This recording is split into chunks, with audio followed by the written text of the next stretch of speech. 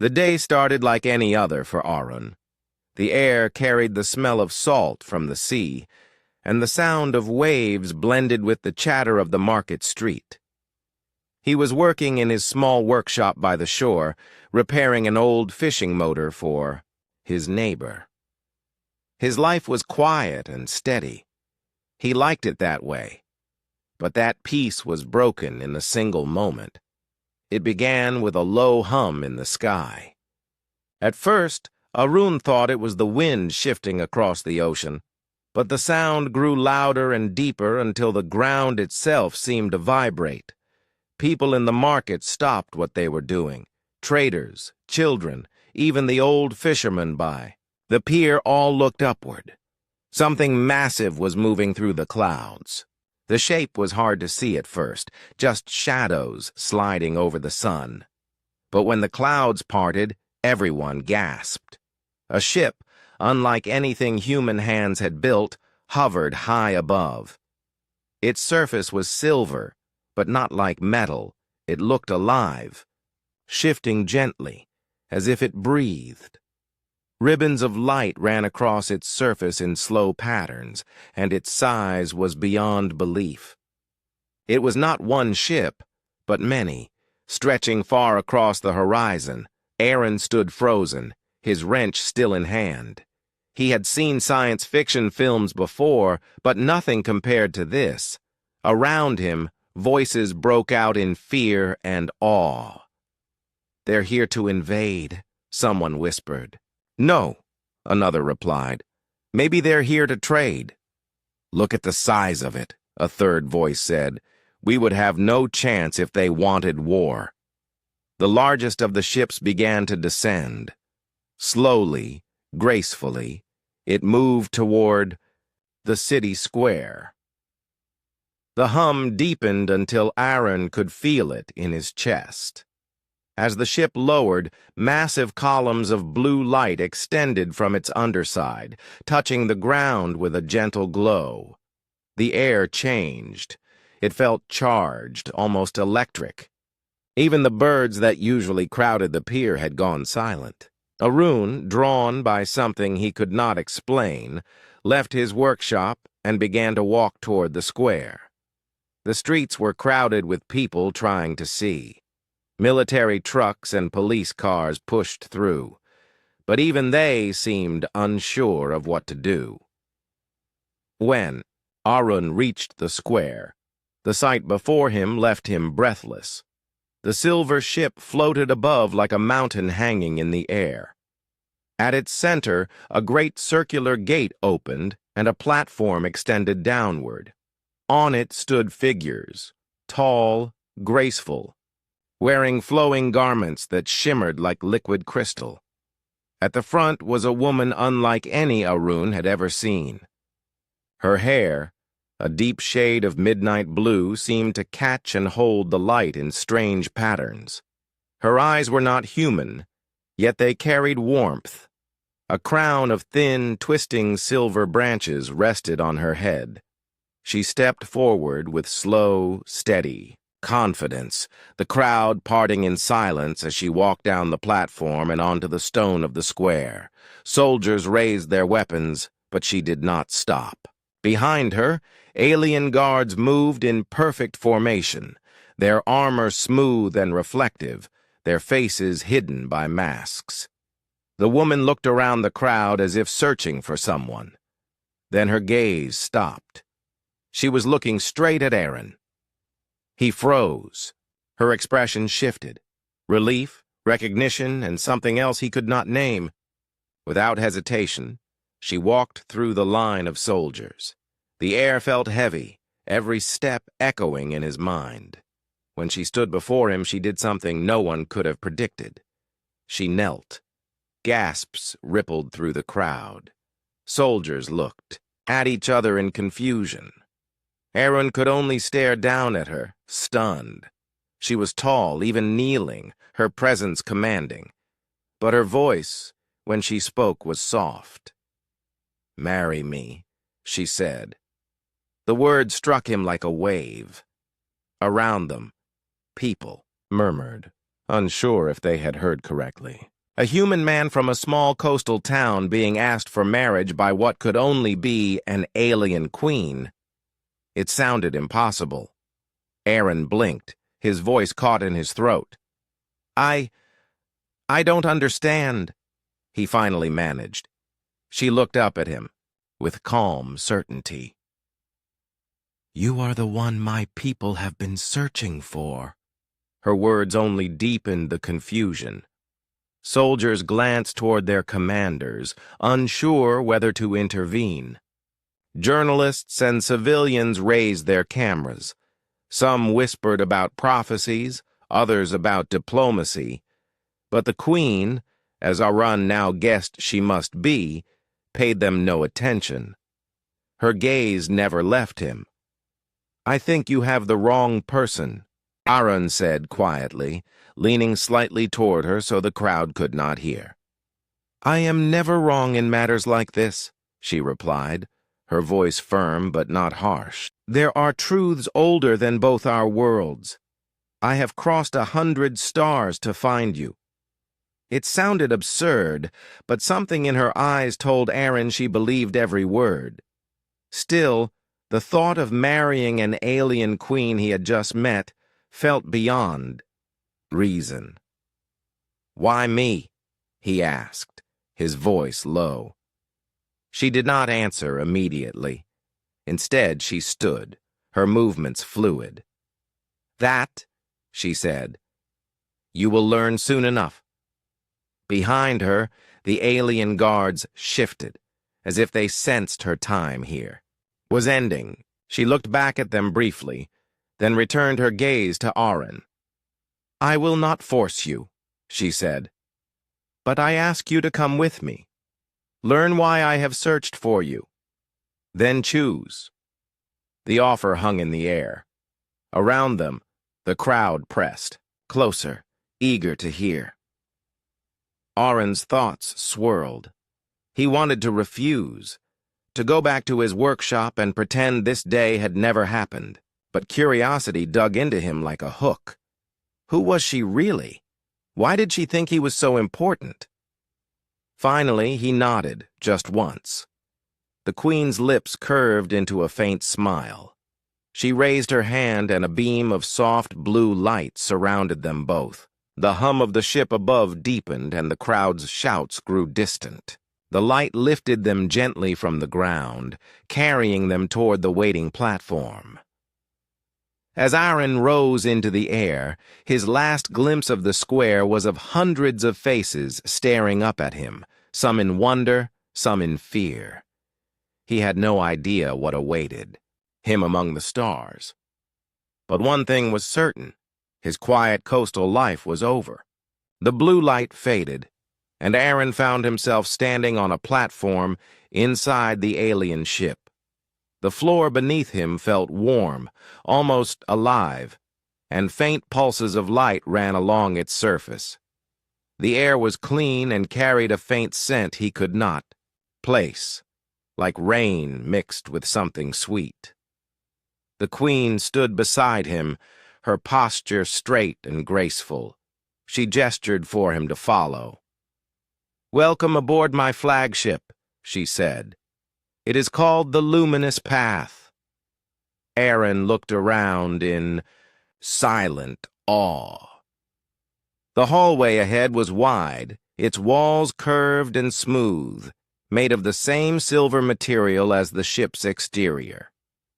Patterns of light flowed along the walls like streams, shifting in color and brightness. It was unlike any human building. There were no visible screws, seams, or panels. Everything felt grown, not built. Alien guards in reflective armor stood. At intervals, their movements precise. They glanced at Aaron but said nothing. The queen walked with steady steps, her long robes trailing lightly behind her. Arun followed, unsure where to look first. Your world is small compared to the Kalari Empire, the queen said as they walked, but size does not determine worth. Arun tried to respond, but his words caught in his throat. Everything here was overwhelming. The hall opened into a vast chamber, so large he could not see the far end. Transparent walls revealed a view of space unlike anything he had imagined. The earth hung far below, a blue and white sphere floating in darkness. Stars scattered across the black void, each one steady and sharp. Aaron stepped closer to the glass-like wall. He had seen Earth from airplanes, but this was different. The planet looked delicate, almost fragile, surrounded by the vast emptiness. "It is beautiful," he said softly. The Queen stood beside him, her gaze fixed on the view. "It is," she agreed, "and it must be protected." They moved on, passing through smaller chambers filled with strange devices and living patterns of light. In one room, a group of beings with smooth silver skin worked silently over a floating sphere of shifting colors. In another, tall plants with glowing petals swayed without wind. Aaron noticed that not all eyes turned toward him with warmth. Some aliens stared with open curiosity, but others glanced at him as if he were out of place. A few whispered in a language he could not understand. The Queen noticed his unease. "Do not let their looks trouble you," she said. "Some believe the prophecy, others doubt. That is the way of all people." "Prophecy?" Aaron asked. She stopped before a tall doorway and turned to face him. "A vision told to my people long ago," she said. "It spoke of a human who would bring unity to the scattered worlds of the Kalari. For centuries, our leaders searched for this one. I believe you are that person." Aaron frowned. "I'm just a mechanic from a small town. I don't see how I could unite anyone." The Queen's expression softened. "True leaders rarely see themselves as such. You may not understand now, but in time, you will." They entered a room unlike the others. It was smaller, warm, and filled with soft light. A low table stood in the center, surrounded by cushions, instead of chairs. A wide window showed the endless stretch of stars. "This will be your guest chamber for now," the Queen said. "You may rest here while I speak with my council." Aaron looked at her, unsure if he should ask the questions that filled his mind. But before he could speak, she stepped closer. "I know this is much to take in," she said quietly. "You have been pulled from your world without warning. I ask only that you listen and keep an open heart." She left him with those words, and the sound of the door sliding shut behind her, Aaron sat down slowly on one of the cushions. His thoughts were tangled. The ship felt alive. The Queen's words about prophecy lingered in his mind. He wondered if she truly believed what she had said, or if there was some other reason she wanted him here. He got up and approached the window. Beyond the stars, faint shapes moved. Other ships, smaller than the flagship, but still massive. They drifted in formation, their silver hulls catching the distant light. Aaron realized he was no longer just a visitor. He was in the heart of something much larger than himself. A soft chime sounded, and the door opened. An alien entered, shorter than the Queen, with pale skin and dark eyes. He wore a simple robe, and his voice was calm. "I am Varen, the Queen's advisor," he said. "She asked me to see that you have what you need." Aaron nodded politely. "I guess I need to understand what's going on." Varen smiled, faintly. "In time you will. For now, I will show you more of the ship." They walked through winding corridors. Varen explained that the luminous path carried not only soldiers but scientists, diplomats, and artists from across the Kalari worlds. Every hallway had a purpose. Some sections were living gardens that provided food and air. Others were learning, halls filled with records of countless civilizations. When they reached the command deck, Aaron saw the Queen again. She stood at the center speaking with a circle of advisors. Strange maps floated in the air, showing star systems and glowing paths between them. The moment she saw Aaron, her voice softened, and she dismissed the group. She walked toward him. "You are seeing only the surface of my world," she said. "But I will show you more if you choose to stay." Aaron hesitated. "You keep talking about choice. But if I say no, what happens?" The Queen's gaze did not waver. "If you choose to return to Earth, I will honor that. But I believe your path lies beyond it." Her certainty unsettled him. It was as if she knew something about his future that he could not see. Before he could answer, the deck's lights shifted to a deep gold.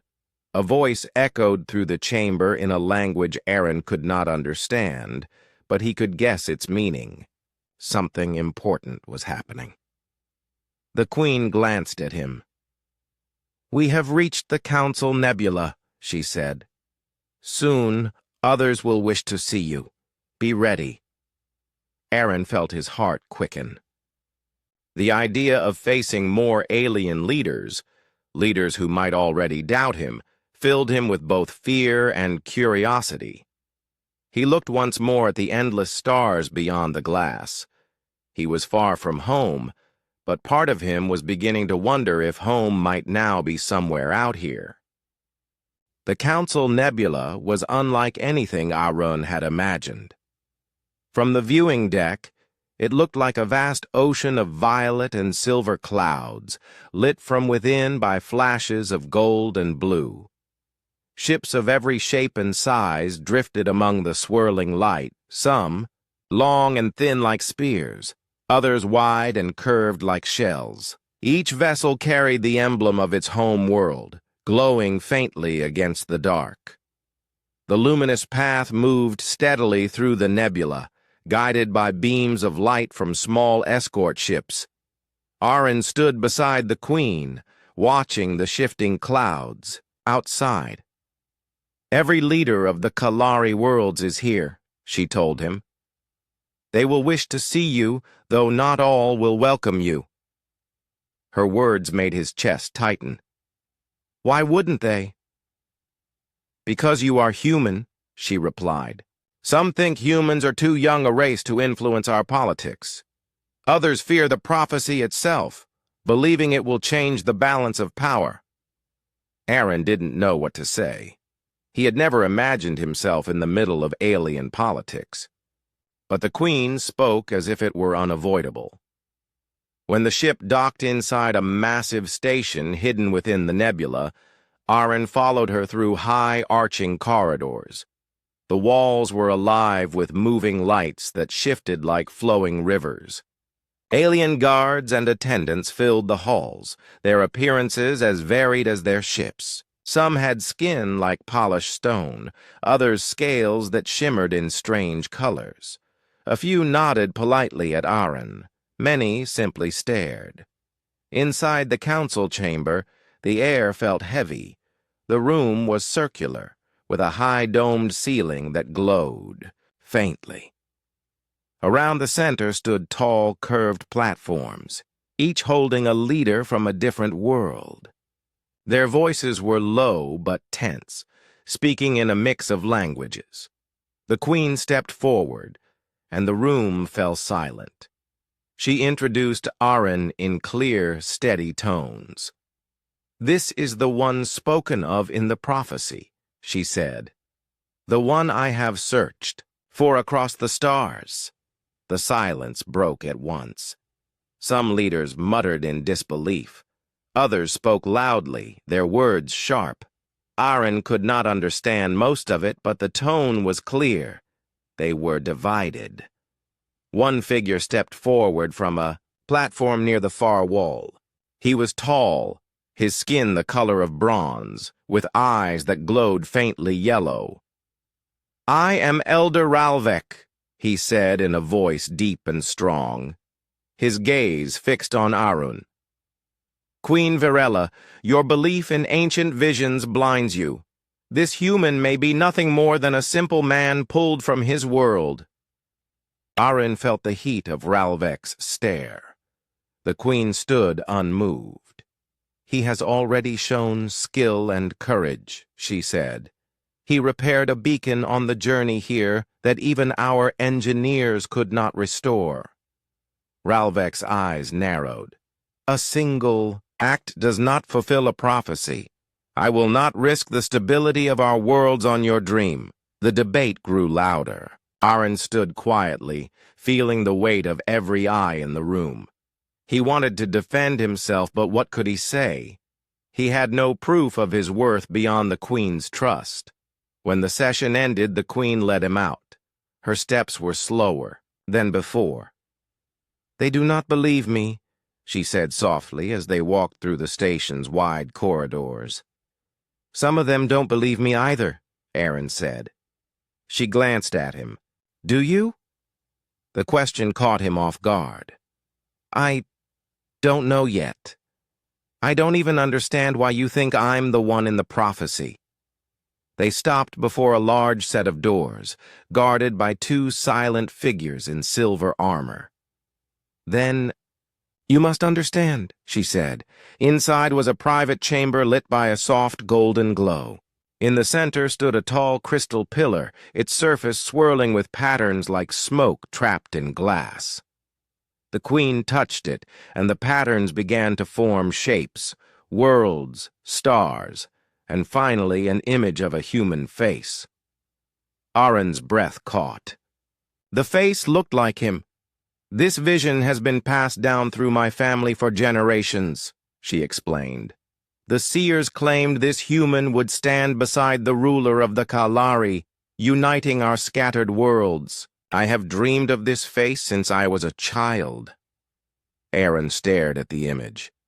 "It could be anyone who looks a bit like me," he said carefully. "Perhaps," she admitted. "But I believe it is you, and I believe the vision was meant to guide us both." Before Arun could answer, a sound broke the stillness, a soft chime from the queen's wrist device. She frowned. "There is unrest in the outer docks. We must return to the ship." They left quickly, moving through crowded corridors. Arun noticed more eyes following them now, some curious, others wary.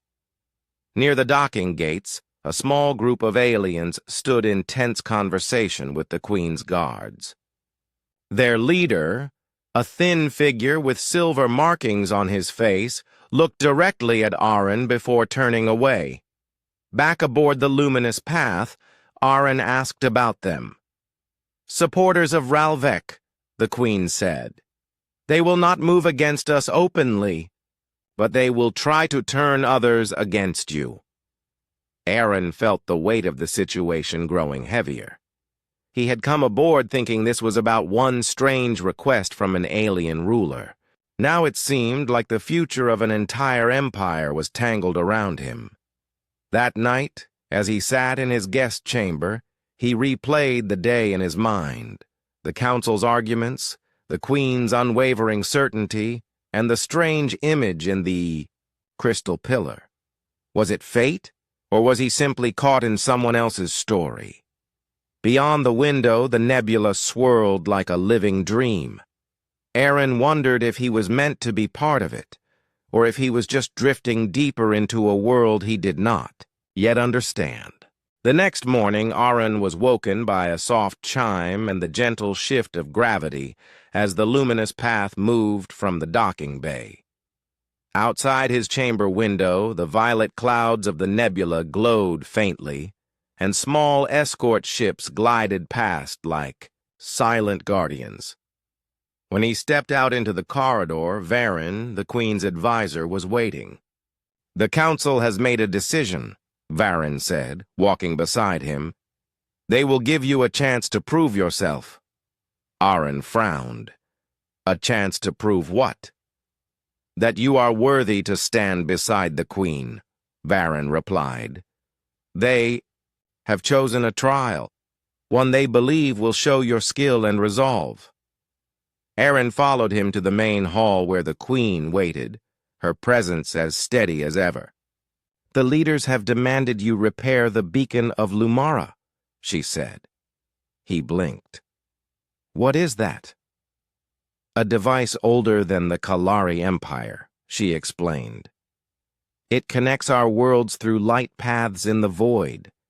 Without it, trade and travel in this region have been limited for centuries. Many have tried to restore it, but all have failed. And they think I can? Arun asked, doubtful. The Queen's gaze softened.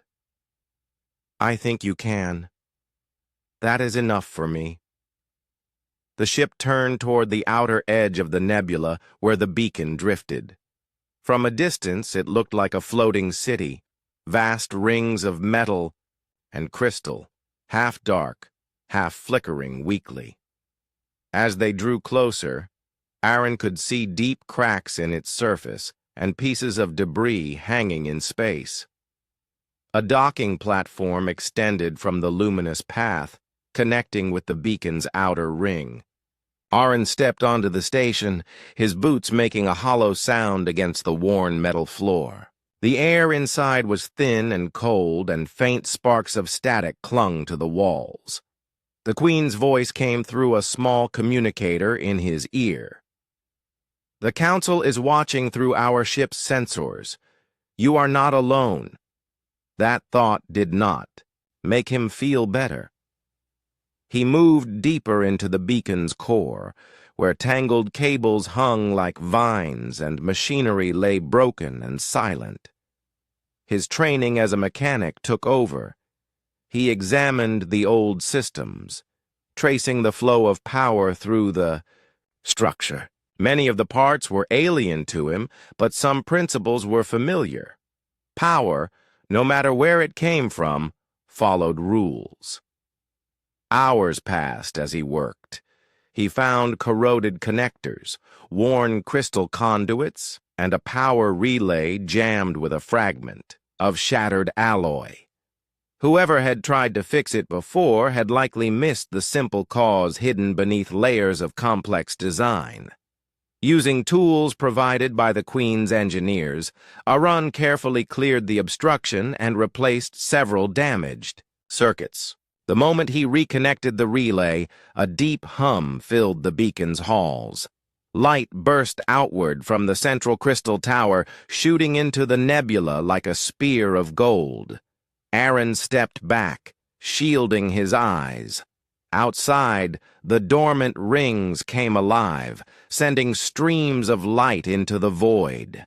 The beacon of Lumara was awake again. On the communicator, Varen's voice was calm but carried excitement.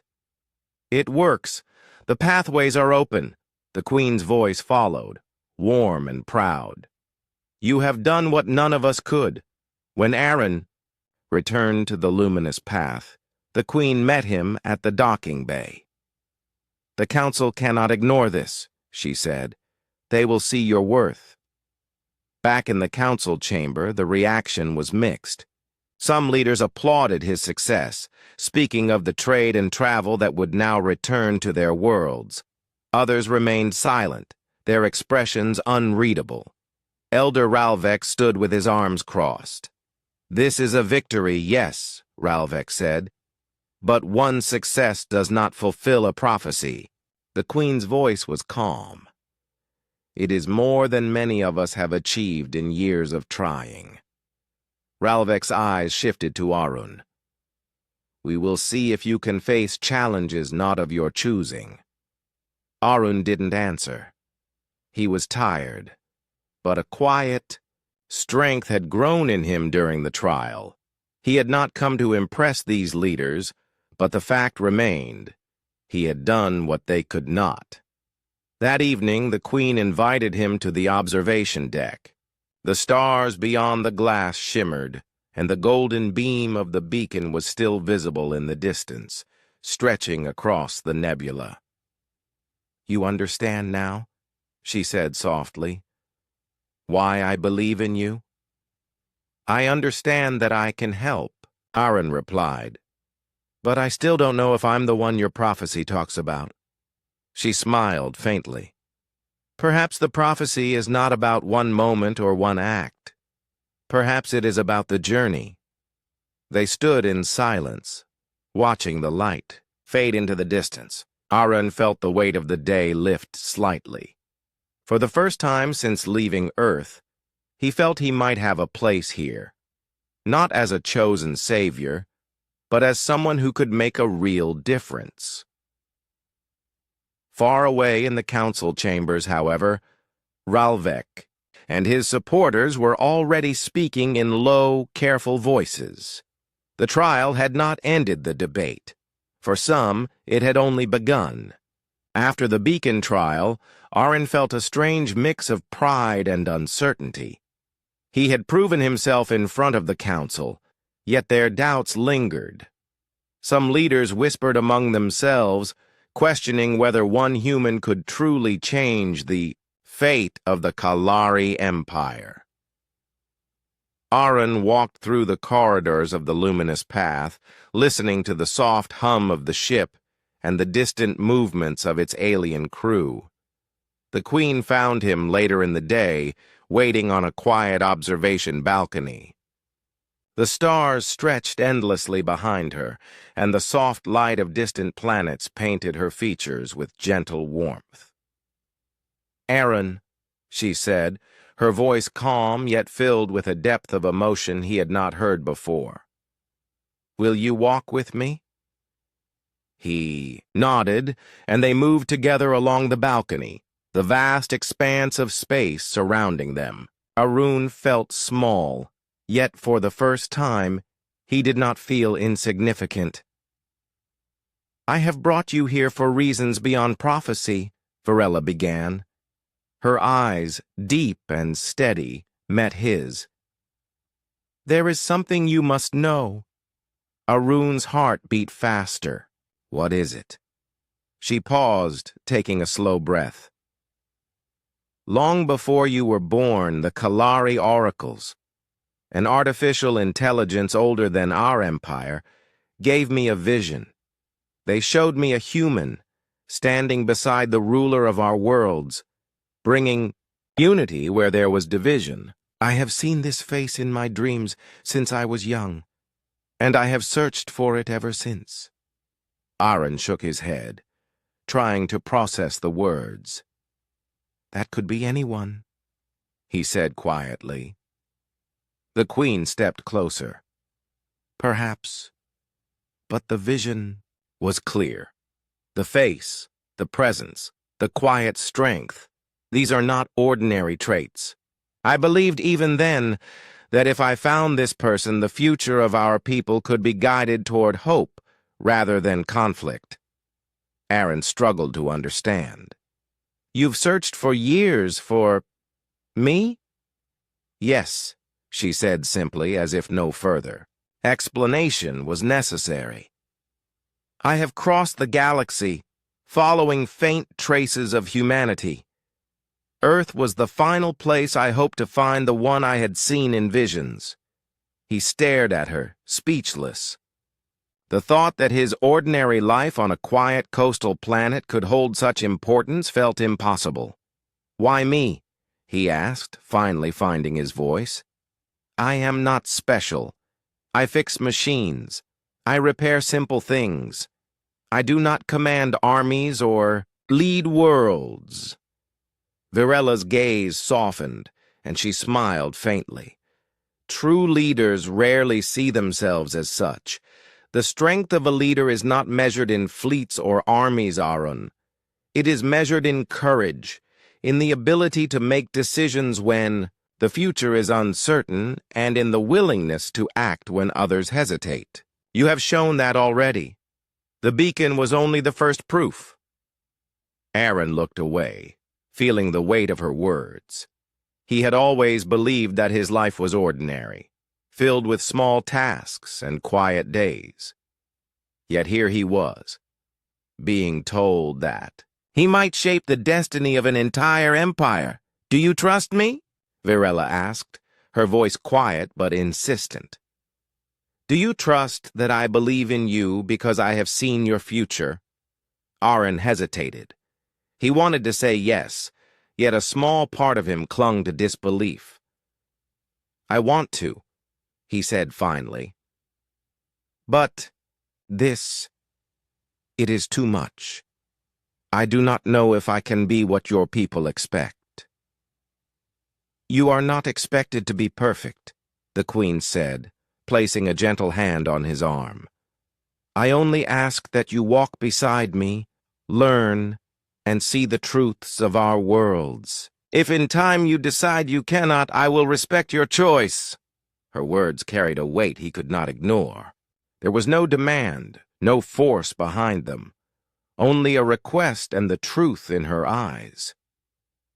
Aron felt a quiet courage growing inside him, a sense that maybe, for the first time, he could rise to something larger than himself. The Queen led him to a chamber high above the ship, where windows looked out across the nebula. Light from distant stars and the faint glow of the beacon below created a serene scene. "I wish to show you more than just our politics and conflicts," she said. "I wish to show you the heart of the Kalari Empire. You must understand it to truly stand beside me." Aron followed, stepping carefully as the floor beneath their feet seemed to pulse gently. The chamber was lined with crystals, each one projecting images and sounds of the Kalari worlds, their cities, forests, oceans, and skies. He watched as alien children played under colorful suns, as scholars worked in vast libraries of light, and as leaders gathered to make decisions for the welfare of their people. "Everything you see," Virella said, "depends on unity. Without it, our worlds would tear themselves apart." Aron could see the beauty and the fragility of it all. It was overwhelming, yet inspiring. He realized that the Queen's plea had never been just personal. It had always been about something greater, the hope of many worlds, resting on the choice of one human. He turned to her. "I understand," he said softly. "I may not feel ready, but I want to try. I want to learn." Virella's smile brightened, and she placed both hands on his shoulders. "That is all I ask." For a long moment they stood together in silence, watching the nebula shift and glow. Aron felt a strange sense of belonging, as if he had been carried here for a reason, and that reason was beginning to reveal itself. Later, as they returned to the main deck, a small alarm sounded. The Queen's communicator chirped, and Varen's voice came through. "Trouble in the outer rings. Some ships loyal to Ralvek are moving without permission." The Queen's expression grew serious. "We must attend to this. It seems your journey is far from over." Arun nodded, feeling both fear and resolve. He had proven himself once with the beacon, but the challenges ahead were larger, filled with politics, rivals, and the expectations of an entire empire. That night, Aron stood on his balcony looking out at the stars. He thought of Earth, his home, the quiet waves, the small town he had left behind. And yet, he also felt a pull toward the future that awaited him here. He could not see the path clearly, but he understood one thing. The choice to walk beside the Queen was his first step toward that future. In the distance, the council would continue to debate. Some would doubt him, some would support him. But Aron felt a new strength within himself. He realized that even an ordinary human could rise to meet extraordinary challenges. Virella appeared beside him, her presence calm and steady. She did not speak, only stood silently. Together they watched the stars, the nebula, and the faint glow of the beacon below. Aaron felt a quiet determination settle in his chest. He would face whatever came next, not because he was expected to, but because he had chosen to. And in that choice, he found the first spark of courage that could guide him through the trials to come. The luminous path moved steadily through the nebula, carrying Arun and Queen Virella toward the heart of the Kalari Empire. The Queen's calm presence gave him courage, but an uneasy tension hung in the air. Arun could sense it in the way the crew moved silently, in the hurried messages coming through the communicators, and in the guarded glances from the advisors.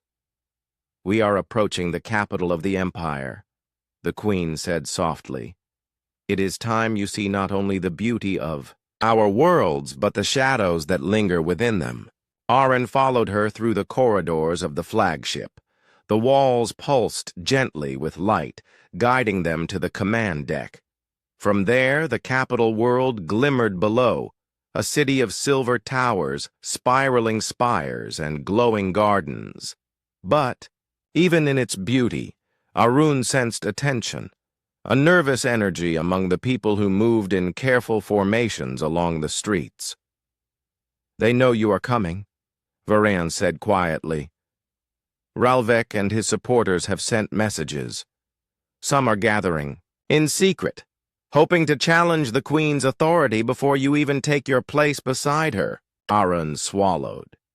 He had already faced the Council's doubt, repaired the beacon, and begun to understand the Empire's needs. Yet the thought that rivals would actively work against him, and possibly the Queen, made his chest tighten. The Queen guided him into the throne hall. It was a grand chamber, enormous and circular, with ceilings that arched high into glowing crystal. Light reflected off the polished floor, casting rainbow patterns on the walls. Advisors and officials stood at platforms around the room, their expressions a mix of respect, curiosity, and suspicion. Ralvek was there. His bronze skin seemed darker under the hall's light, and his yellow eyes burned with quiet intensity. He did not speak at first, only watching Arun as he entered. The murmurs of the crowd grew louder, voices whispering about the human who had dared to rise so quickly. Virella stood at the center of the hall. "Ralvek," she said calmly, "you know why we are here." Ralvek bowed slightly, though the motion was more formal than respectful. "Yes, Queen Virella," he replied. "I only wish to protect the Empire from decisions that may harm it." The tension in the hall was thick, and Arun realized that this was more than political debate. Some advisors moved subtly, adjusting positions as if readying themselves for action. Arun's mind raced. He had never faced such a situation before. Yet, something inside him told him he must act carefully, using wit and courage rather than force. Virella's voice rang clear across the hall. "Ralvek, your doubts have been heard, but your attempts to act without counsel, to sway others against the one I have chosen to stand beside me, cannot continue." Ralvek's eyes flicked to Arun. "We shall see if this human is worthy or merely a distraction from reality." At that moment, alarms blared through the throne hall. Lights flashed red along the walls, and the hum of the city below shifted, as if it were aware of danger. Arun instinctively glanced toward the Queen. "What is happening?" he asked. "Ralvek's supporters are attempting a coup," Virella replied calmly.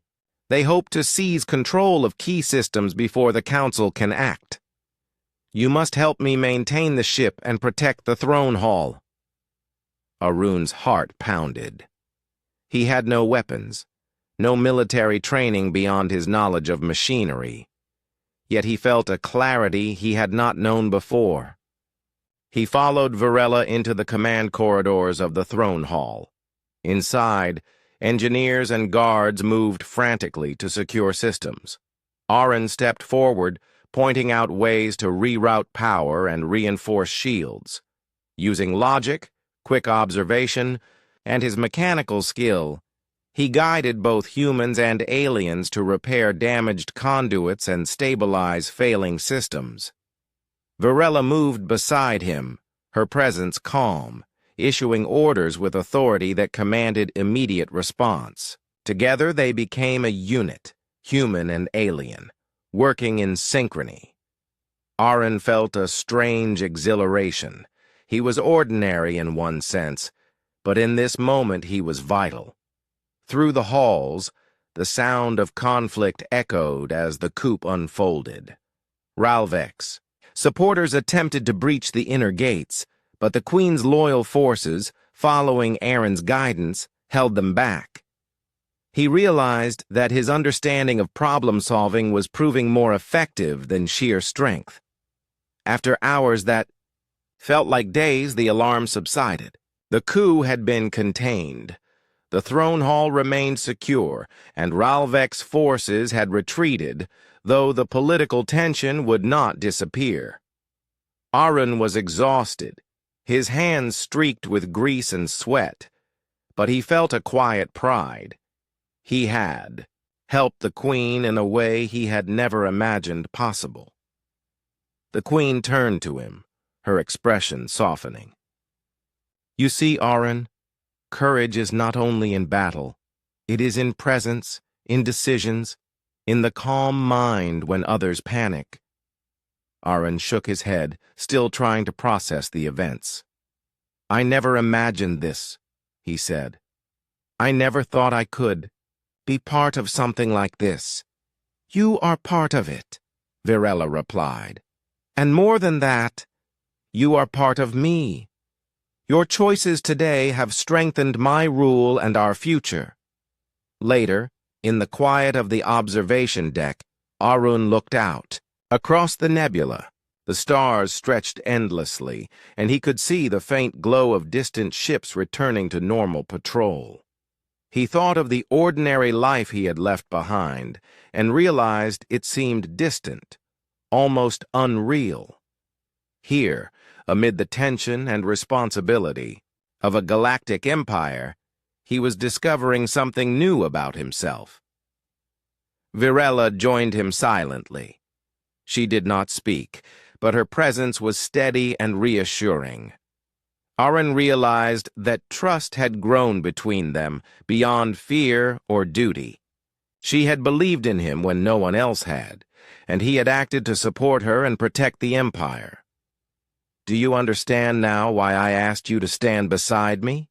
she finally said. Aron nodded. "I think I do. It is not just about prophecy or visions or even my skill. It is about trust and about working together to face challenges bigger than either of us could manage alone." Varela smiled faintly. "Exactly. And there will be many more challenges. The shadows in the throne hall have not vanished, Aron. But you have shown that even a single human can rise to meet them." He looked at her and felt a deep sense of resolve. Whatever trials awaited him, he would not shrink from them. He would stand with the Queen. Not because it was demanded, but because he had chosen to. As the night stretched across the nebula, Aron realized something important. He was no longer just a human from a quiet coastal town. He was a part of something, vast and living, something that demanded courage, intelligence, and heart. And for the first time, he believed he could rise to meet it. The nebula outside glowed softly as the luminous path drifted through the endless expanse of space. Aron stood on the observation deck, looking down at the shimmering capital world of the Kalari Empire. The trials, the council debates, the beacon, and the coup had all led to this moment. For the first time, he felt the weight of choice pressing on him. Not a small decision, but one that could shape the future of entire worlds. Queen Virella appeared silently beside him. She did not speak at first, only letting the vastness of space fill the silence between them. Aron could feel her presence, calm and steady, like a strong anchor in the unknown. "You have seen the heart of our empire," she said finally. "You have seen both its beauty and its shadows. Tomorrow the council will convene again. They will demand your answer." Aron's chest tightened. "I know what they will ask.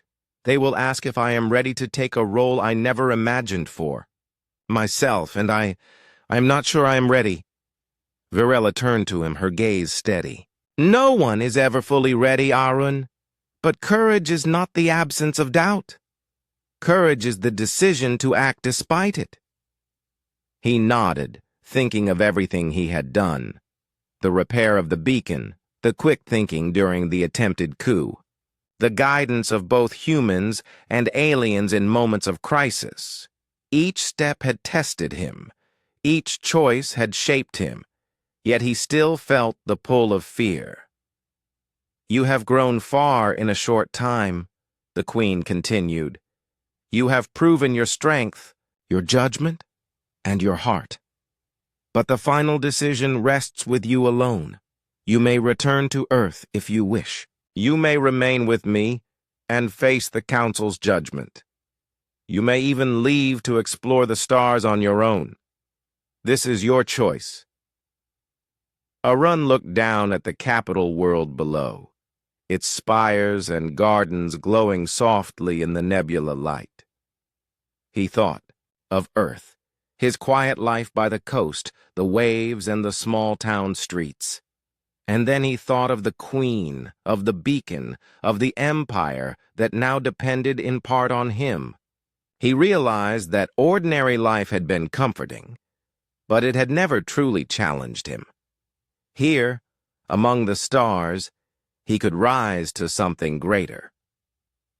I want to stand with you," he said finally, his voice firm, though his hands trembled, slightly. "I cannot promise I will have all the answers, but I will do everything I can to help your people, to help you." Virella's eyes softened, a faint smile appearing on her lips. "That is all I have ever asked," she said. "Not perfection, not certainty, only commitment." As the council convened the next morning, Aron entered the chamber with Virella at his side. The advisors and leaders were tense, their whispers filling the vast circular room. Aron could feel their doubts, their fear, and their curiosity focused on him. Some eyes glimmered with hope, others with skepticism. Ralvek was there, his bronze skin catching the light, his yellow eyes sharp and unyielding. He watched Aron silently, his posture rigid. Aron met his gaze without fear, remembering the words of Virella. Courage was not the absence of doubt, but action in its presence. Virella addressed the council. "Leaders of the Kalari worlds, today we stand at a crossroads.